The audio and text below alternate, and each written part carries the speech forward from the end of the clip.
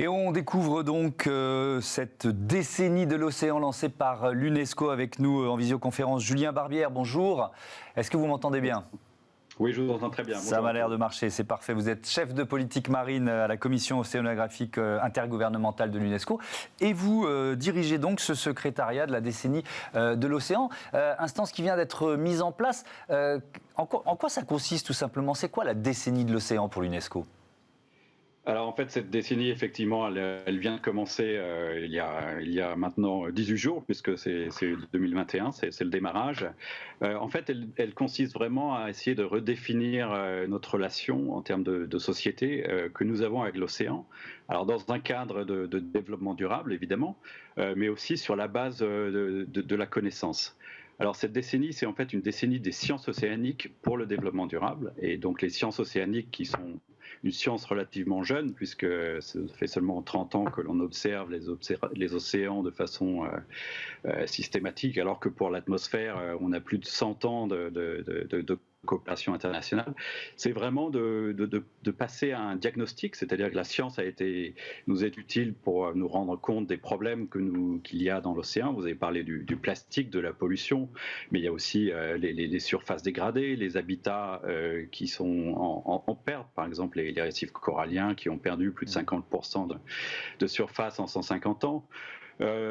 Mais la science nous dit aussi qu'il y a un vrai potentiel en termes économiques. Alors justement, je vous interromps une seconde, Julien Barbière. Je vous propose 3 chiffres pour illustrer en quelque sorte un paradoxe. L'océan recouvre 71% de la planète. C'est une source de richesse. L'apport de la mer à l'économie mondiale est estimé à 1500 milliards de dollars. Mais les États ne consacrent que 1,7% de leur budget recherche aux sciences de l'océan. J'avoue que j'ai été surpris par la faiblesse de ce pourcentage.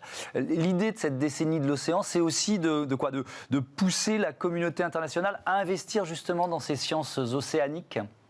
Absolument, c'est effectivement d'investir. Vous avez mentionné ce chiffre qui est vraiment assez très bas. Et à travers ces investissements, c'est aussi de développer des solutions, puisque la science n'est pas juste là pour le monde scientifique, mais c'est vraiment aussi dans cette idée et conception de développer des solutions qui permettront de faire avancer le développement durable sur toute une série de thèmes, la pollution, l'impact de l'océan et du climat. Par exemple, quelle est la possibilité de stocker du carbone ? Il y a tout ce qui est lié à la sécurité alimentaire. D'ici à 2050, nous devrons nourrir cette planète. Et évidemment, on se retourne vers l'océan pour essayer de trouver un certain nombre de solutions.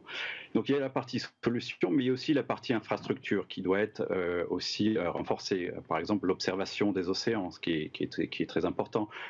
Pour l'instant, on ne mesure que la surface des océans jusqu'à 2000 mètres, mais il n'y a aucune mesure systématique sur les profondeurs, alors que l'on voit qu'il y a de plus en plus d'impact humain, d'activité économique dans ces zones-là.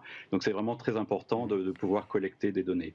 Quelles actions vous allez mener, Julien Barbière, pardon, quelles actions vous allez mener si on essaye vous avez une décennie devant vous, donc, mais est-ce qu'il y a d'ores et déjà des plans d'action qui ont été lancés par l'UNESCO dans ce cadre ?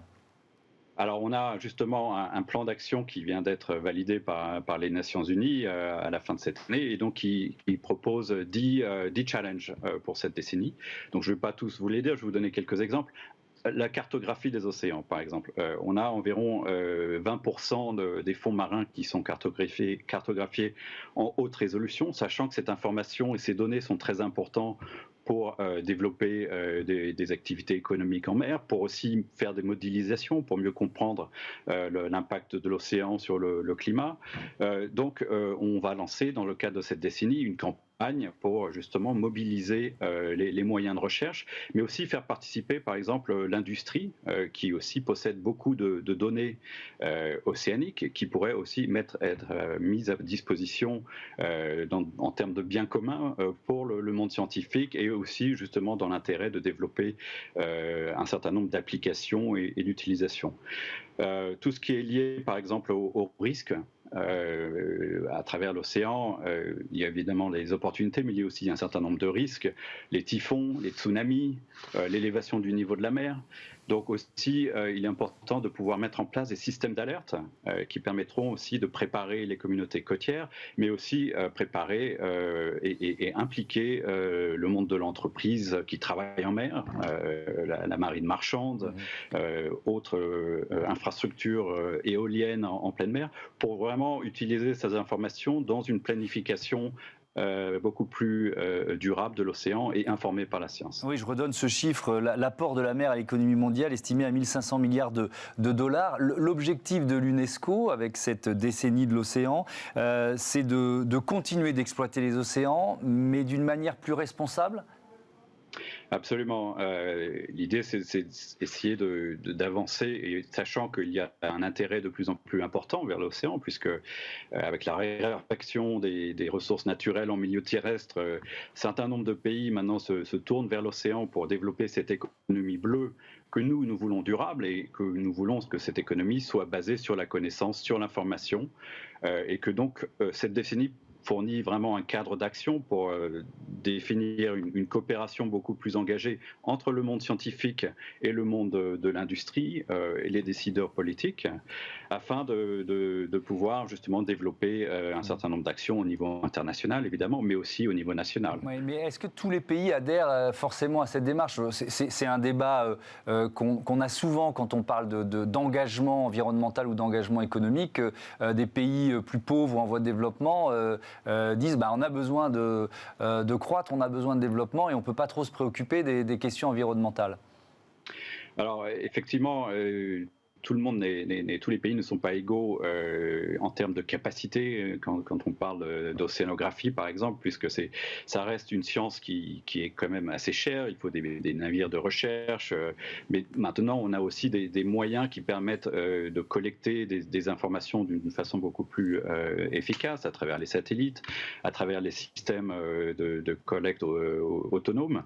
Et en fait, oui, effectivement, et c'est vraiment un autre objectif très important de cette décennie, c'est essayer de renforcer la capacité de ces pays-là à pouvoir travailler indépendamment dans la collecte de données et l'utilisation de ces données. Mais Julien Barbière, pardon de vous interrompre, je n'ai pas été assez précis dans ma question, donc c'est pour ça que je reprends la main.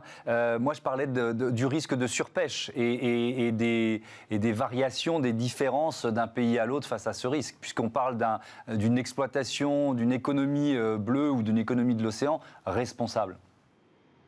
Il y a effectivement ces risques-là, mais c'est pour ça que nous essayons aussi de mettre dans ce concept d'économie bleue un certain nombre de critères que nous pensons comme étant importants justement pour s'assurer que cette économie reste durable. Évidemment, surpêche, pollution, certains pays sont peut-être tentés par exemple par l'exploitation minière des fonds marins qui offrent de nouvelles opportunités, mais une fois encore, faisons ces choses-là d'une façon informée et puis aussi d'une façon dans laquelle les différentes parties prenantes ont aussi accès à cette information pour pouvoir prendre des décisions et des résolutions en pleine connaissance de l'impact que cela peut avoir. Vous parliez, on va terminer là-dessus tout à l'heure, de la cartographie, l'enjeu de la cartographie de l'océan. Pourquoi c'est crucial à l'heure du réchauffement climatique? En quoi l'océan est en quelque sorte un de nos frigos sur la planète? En fait, l'océan régule le climat, c'est un peu le moteur, si vous voulez, ou le climatisateur selon l'océan. Et donc, comprendre la capacité en fait, que l'océan a en termes d'absorption du carbone est très important. Et on voit les impacts de cette absorption, puisqu'on parle souvent d'acidification des océans. Donc, pouvoir mesurer la progression de ces phénomènes. Et d'avoir des informations qui peuvent vraiment aider les communautés côtières et le secteur privé pour planifier leurs activités, puisque ce changement, il est déjà en cours. Donc, à travers cette décennie, c'est aussi vraiment de renforcer la base de connaissances globale et aussi la capacité de modéliser ces changements pour avoir des informations beaucoup plus haute résolution et pour voir ensuite développer des scénarios d'atténuation. L'océan aussi a un rôle très important à jouer en termes de solutions pour ce qui est l'atténuation justement du changement climatique. On parle de la capacité des écosystèmes marins en termes de séquestration captation du carbone, ce qu'on appelle le carbone bleu.